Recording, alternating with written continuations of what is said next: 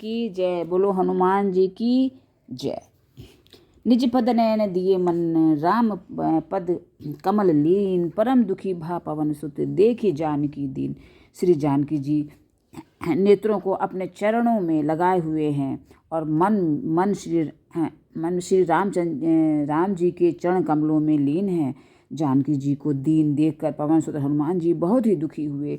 तरु पल्लव महु रहा लुकाई, करई विचार करौ का भाई। तेहि अवसर रावण तह आवा, संग नारी बहु किए बनावा। हनुमान जी वृक्ष के पत्तों में छिप रहे और विचार करने लगे कि हे भाई क्या करूं। उसी समय बहुत सी स्त्रियों को साथ लिए सज धज कर रावण वहां आया।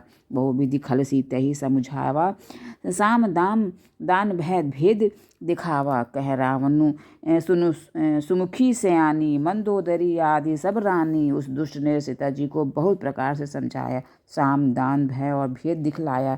रावण ने कहा कि हे सुमुखी, हे सयानी, सुनो मंदोदरी आदि सब रानियों को। तब अनुचरी करऊँ पन मोरा, एक बार बिलोकु मम ओरा। तृण धरि ओट कहती बैदेही, सुमिरी अवधपति परम स्नेही। मैं तुम्हारी दासी बना दूंगा, यह मेरा प्रण है। तुम एक बार मेरी ओर देखो तो सही। अपने परम स्नेही कौशलाधीश श्री रामचंद्र जी का स्मरण करके जानकी जी तिनके की आड़ करके कहने लगी कि सुनु दसमुख खगोत प्रकाशा, कबहू की नलिनी करई विकासा। असमन समझू कहती जानकी, खल सुधी नहीं रघुबीर बान की। हे दसमुख सुन, जुगनू के प्रकाश में कभी कमल नीली खिल सकती है। जानकी जी फिर कहती हैं कि तू ऐसा ही मन में समझ ले रे दुष्ट, तुझे श्री रघुबीर के बाण की खबर नहीं है। सठ सुने हरि आने ही मोही, अधम नीलज लाज नहीं तो ही। रे पापी, तू मुझे सुने में हर लाया है। रे अधम निर्लज, तुझे लज्जा नहीं आती। आपो ही सुनी खगोत समराम ही भानु समान। परुष बचन सुनी काड़ी असी बोला अति खिसियान। अपने को जुगनू के समान और रामचंद्र जी को सूर्य के समान सुनकर और सीता जी के कठोर वचनों को सुनकर रावण तलवार निकालकर बड़े गुस्से में आकर बोला कि सीता तय ममकृत अपमाना। कटिहाऊँ तब सिर कठिन कृपाना, नाही तय सपदी मानु मम्बानी। सुमुखी होती न जीवन हानि। सीता, तूने मेरा अपमान किया है, मैं तेरा सिर इस कठोर कृपाण से काट डालूंगा। नहीं तो जल्दी मेरी बात मान ले हे सुमुखी, नहीं तो जीवन से हाथ धोना पड़ेगा। श्याम सरोज दाम सम सुंदर, प्रभु भुज कर सम दस कंधर। सो भुज कंठ की तब असी घोरा, सुनो सठ अस प्रमाण पन मोरा। सीता जी ने कहा कि हे दशग्रीव, प्रभु की भुजा को जो श्याम कमल की माला के समान सुंदर और हाथी की सूंड के समान है, या तो वो भुजा ही मेरे कंठ में पड़ेगी या तेरी भयानक तलवार ही। रे सठ सुन, यही मेरा सच्चा प्रण है। चंद्रहास हरुमम परितापम, रघुपति बिरह अनल संजातम। सित शीतल निशित बहसी बरधारा, कह सीता हरुमम दुख भारा। सीता जी कहती हैं कि हे चंद्रहास, श्री रघुनाथ जी के विरह की अग्नि से उत्पन्न मेरी बड़ी भारी जलन को तू हर ले। हे तलवार, तू शीतल तीव्र और श्रेष्ठ धारा बहाती है, तू मेरे दुख के बोझ को हर ले। तुरंत बचन पुनि मारन धावा, मयत नया कही नीति बुझावा।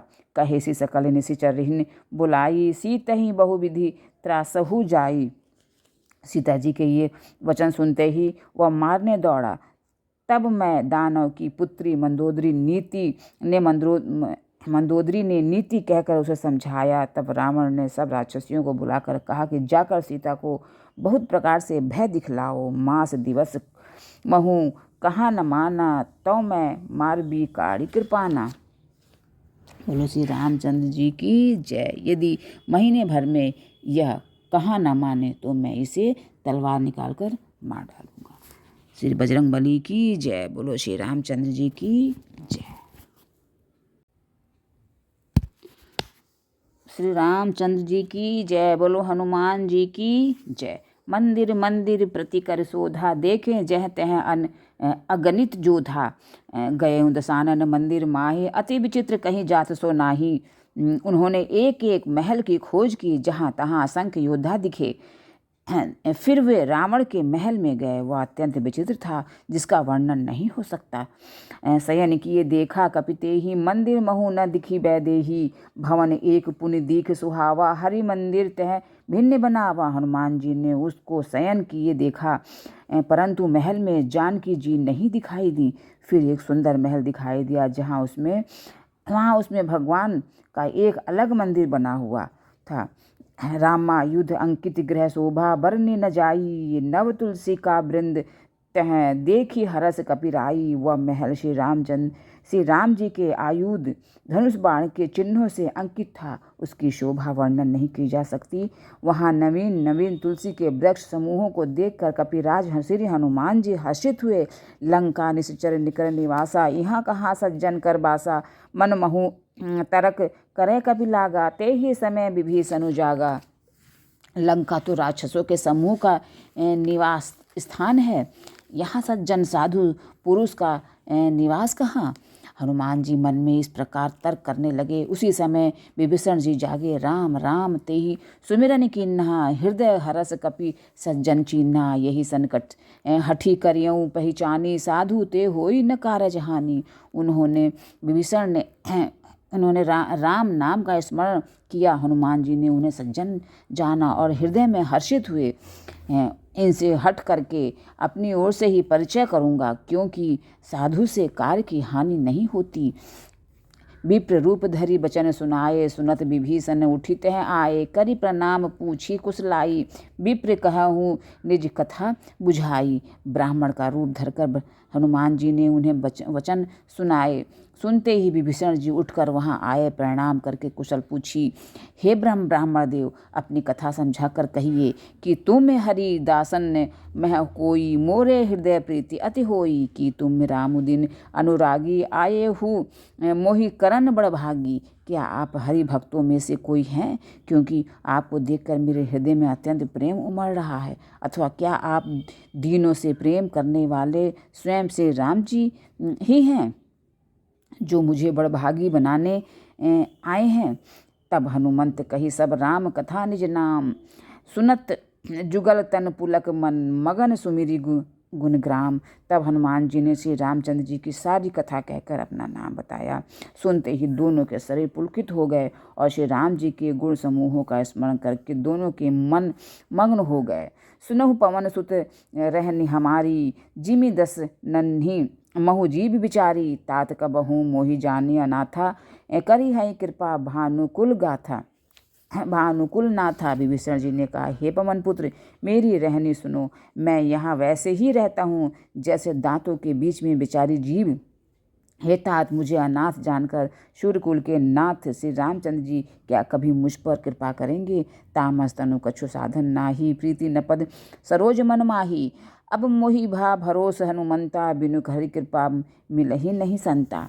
मेरा तामसी राक्षस शरीर होने से साधन तो कुछ बनता नहीं, और न मन में श्री रामचंद्र जी के चरण कमलों में प्रेम ही है। परंतु हे हनुमान, अब मुझे विश्वास हो गया है कि श्री राम जी की मुझ पर कृपा है, क्योंकि हरि की कृपा के बिना संत नहीं मिलते। जो रघुबीर अनुग्रह कीन्हा, तो तुम मोहि दरसु हठि दिन्हा। सुनहु विभीषण प्रभु कै रीति, करहि सदा सेवक कर प्रीति। जब श्री रघुबीर जी ने कृपा की है, तभी तो आपने मुझे हट करके दर्शन दिए हैं। हे विभीषण जी, सुनिए, प्रभु की यही रीति है कि वे सेवक पर सदा ही प्रेम किया करते हैं। कहूँ कवन मैं परम कुलीना, कपि चंचल सब ही विधि दीना। प्रात ले जो नाम हमारा, तेहि दीन ताहि न मिले आहारा। भला कहिए, मैं ही कौन बड़ा कुलीन हूँ, चंचल वानर हूँ और सब प्रकार से नीच हूँ। प्रातःकाल जो हम लोगों का नाम ले ले, तो उस दिन उसे भोजन न मिले। असमय अधम सखा सुनु मोहु पर रघुबीर, किन्हीं कृपा सुमेरी गुण भरे बिलोचन नीर। हे सखा सुनिए, मैं ऐसा अधम हूँ, पर श्री रामचंद्र जी ने तो मुझ पर भी कृपा ही की है। भगवान के गुणों का स्मरण करके हनुमान जी के दोनों नेत्रों में जल भर आया। जानत हूँ अस स्वामी विसारी, फिरहि ते काहे न होई दुखारी। यही विधि कहत राम गुण ग्रामा, पावन अनिवार्य विश्रामा। जो जानते हुए भी ऐसे स्वामी भटकते फिरते हैं, वे दुखी क्यों न हो। इस प्रकार से राम जी के गुण समूहों को कहते हुए उन्होंने अनिवार्चनीय शांति प्राप्त की। पुनि सब कथा विभीषण कही, जेहि विधि जनक सुता तह रही। तब हनुमंत कहा सुन भ्राता, देखी चेहु जानकी माता। फिर विभीषण जी ने श्री जानकी जी की जिस प्रकार वहाँ रहती थी वह सब कथा कही। तब हनुमान जी ने कहा, हे भाई सुनो, मैं जानकी माता को देखना चाहता हूँ। जुगति विभीषण सकल सुनाई, चले पवन सुत विदा कराई। करि सोई रूप गयऊ पुनि तहवा, बन अशोक सीता रह जहवा। विभीषण जी ने माता के दर्शन की सब युक्तियां उपाय कह सुनाई। तब हनुमान जी विदा लेकर चले। फिर वही रूप धर कर वहाँ गए जहाँ अशोक वन में सीता जी रहती थी। देखी मनहि महु किन प्रणामा, बैठे बीती जात निशिव जामा। कृष तनु शीस जटा एक बेनी,